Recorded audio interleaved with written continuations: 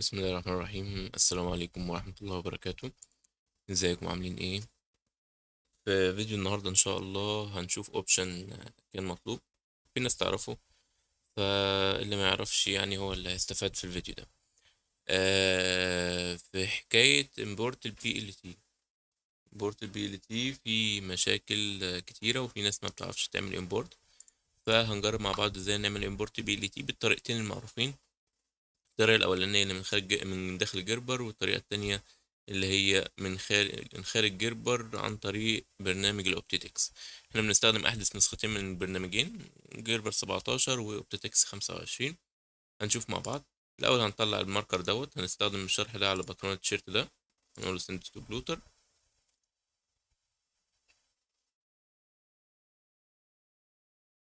تمام، ملف اتبعت.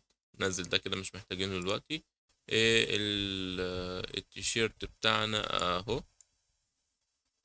نيجي نفتحه كده. التيشيرت بتاعنا اهو. الطريقة الأولانية اللي احنا كنا بنستخدمها، كنا بنفتح الباتن ديزاين. باتن ديزاين، وبعد كده بنعمل import PLT، وبعد كده نعمل تريس، وبعد التريس نعمل create nest. وموضوع طويل أوي. أيوة، كنا بنخش على import PLT، نخش على السي، نروح على مسار البرنامج يعني users عبدوز. تمام. نخش على الديسكتوب ونقول له اوكي. التيشيرت دوت نقول له preview. الملف اهو نزل معانا. اوكي، نزل معانا مرتين، فاحنا عايزين واحدة بس. طيب ادي الباترون بتاعنا هنا. المشكلة الوحيدة انك تقدر بس لما تيجي تعمل تريس هيطلع معاك عادي. هنعمل تريس من درافت تريس اهو، طلع معاك اهو. طيب هنا المشكلة الوحيدة ان هو ما بتعرفلوش مقاس، يعني هو مربع مستطيل وقدامك الباترون بتاعك. فاحنا كنا بنعمل تريس تريس تريس، وبعد كده نشوف الاكبر ونرتبهم والاصغر ونرتبهم، فكان موضوع طويل. كنت اتمنى ان الميزه اللي احنا هنشوفها دلوقتي دي ما تكون في جربر، عشان يبقى برنامج من اوله لاخره موجود. بس يعني لو ما كان لو كل البرامج كان فيها كل حاجه، ما كانش حد اشترى ده وحدش فضل ده.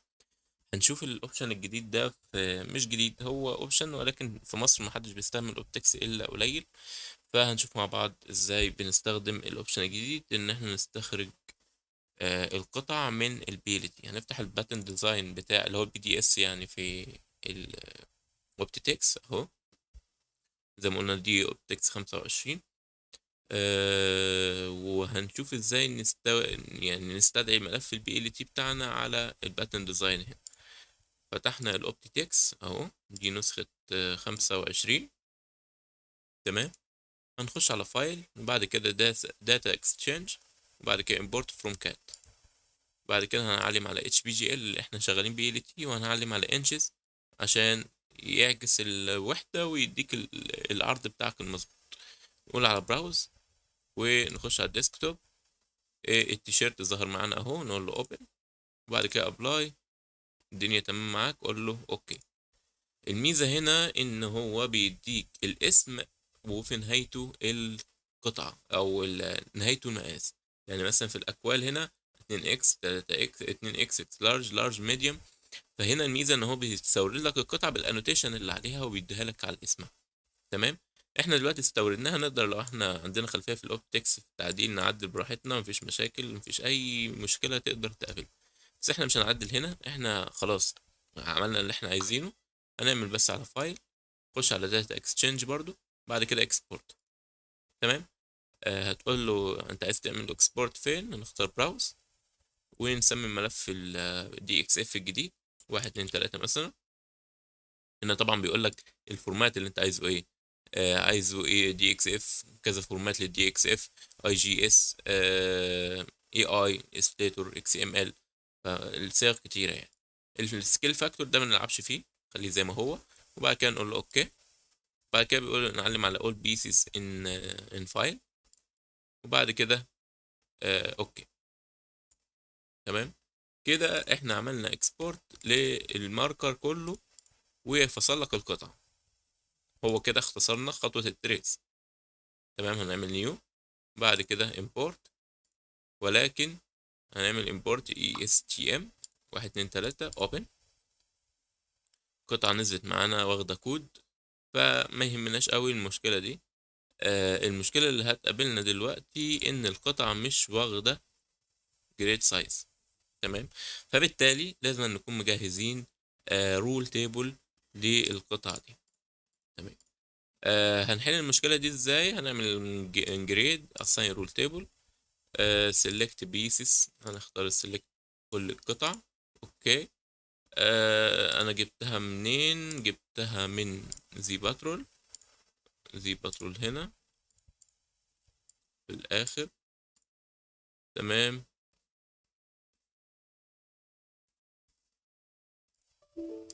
اوكي، انا ما عنديش رول تيبل في الستورج دي. انا هختار ستورج اريا تانية عادية خالص من غير اي مشاكل. جيربر لكترا زينب مثلا.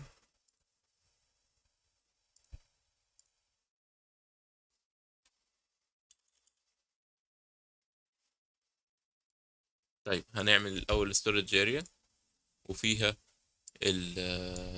الرول تيبل بتاعتنا الجديدة.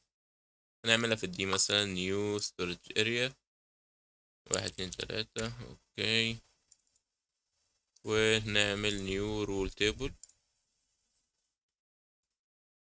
هنسميها هنعملها الفا نيومريك ونسميها زي ما نسميها دلوقتي بقى. خليها الفا نيومريك.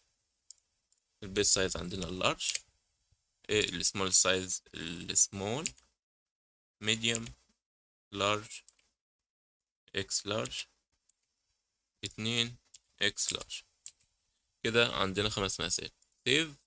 خليها علامة سمول. ماشي. دلوقتي احنا سايبناها في 1 2 3 في الدي، فهنعمل كده assign rule table select all. اوكي.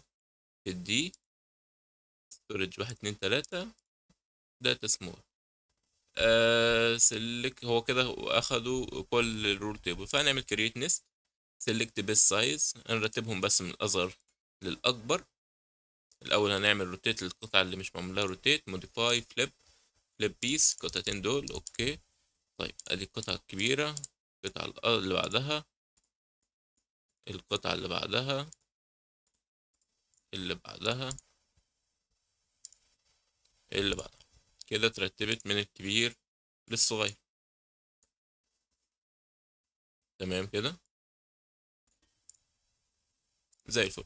طيب هنعمل ايه بقى؟ هنعمل جريد كريت نست. طيب احنا ضفنا القطع بتاعتنا اهي كلها. هنستخدم الركنة اللي تحت عشان نعمل القطع بتاعتنا كلها زي ما كانت. اول حاجة هنعملها ايه؟ هنعمل جريد assign rule table select pieces. اوكي. هنختار الجدول بتاعنا في الدي 1 2 3 small. يس. تمام. اول حاجة هنعملها هننضف القطعة من اي اضافات مش محتاجينها. نعمل delete line. مفيش اي حاجة تتدلت يعني يعتبر الا الانوتيشن. فسلكت اول كلير. انا ضفت القطعة دلوقتي من الانوتيشن. اخش على جريد، اخش على كريت نست. يقول لك سيلكت بيس سايز فور نست. البيس سايز مقاس لارج. اخترناه. سيلكت بوينت تو بي جريدد اهو. الثانية، الثالثة، الرابعة، الخامسة. تمام. اي مقاس تاني لا. اوكي. اداني القطعة اهي. كليك يمين. اوكي. فور سايزز. ايه القطعة متدرجة معايا زي الفل. نعمل بس ريستاك عشان الدنيا تتظبط. خليها في نقطة دي. وادي الباترون بتاعنا بتدريجه اهو. خلي النقطة في نقطة النوتش افضل. يعني الدنيا فل الفل، ولا عطلنا نفسينا ولا اي حاجة. اللي احنا عملناه على القطعة دي كلها هيتعمل على باقي الاجزاء كلها. الموضوع هنا هيكون اسهل في الاوبشن بتاع التريسنج بس. انما الكريت نيست واحد، ترتيب القطع واحد، كل حاجة واحد يعتبر. هنضيف برضو، هنعمل القطعة دي كمان. دي هتكون اسهل كتير يعني. هنعمل assign rule table. ادي 1 2 3 4 5. كليك يمين. اوكي. خش على الدي. بعد كده 1 2 3 الاس. كده واخدين نفس القطع. create nest سيلكت بيس سايز وليكن المقاس دوت. ادي 1 2 3 4 5. كليك يمين اوكي، طلعت معانا القطعة.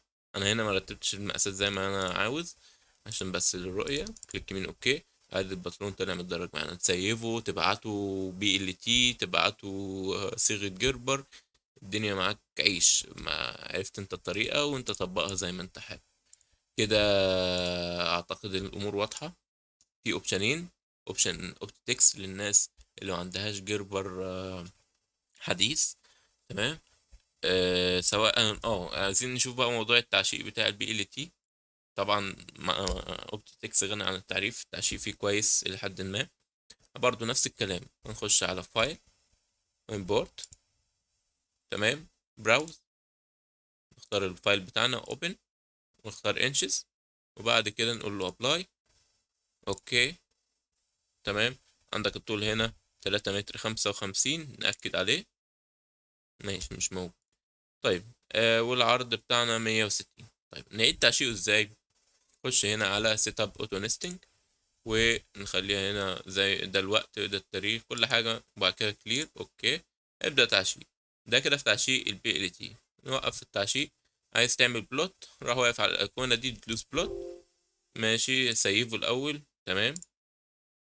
وبعد كده اعدادات البلوت بتاعتك، عندك عدد مهول من الصيغ اللي ممكن تستخدمها في البلوتينج، تمام. انا صراحة ما جربتهمش. لو حد جربهم يقول لنا في الكومنتات تحت. بس غالبا هي بتبقى HBGL عادية. نقول له اوكي. ما عنديش خلفية، مش هلعب فيها لاني ما دخلتش في الاوبتكس كتعليم. بس ده كان كده طريقة ان انا اعمل امبورت BLT بتاعي باكتر من طريقة. استخرج القطع واعمل كريت نست وادمج القطع كلها في المقاسات كلها في قطعة واحدة متدرجة. اتمنى ان الفيديو ده يكون عاجبكم، والسلام عليكم ورحمة الله وبركاته.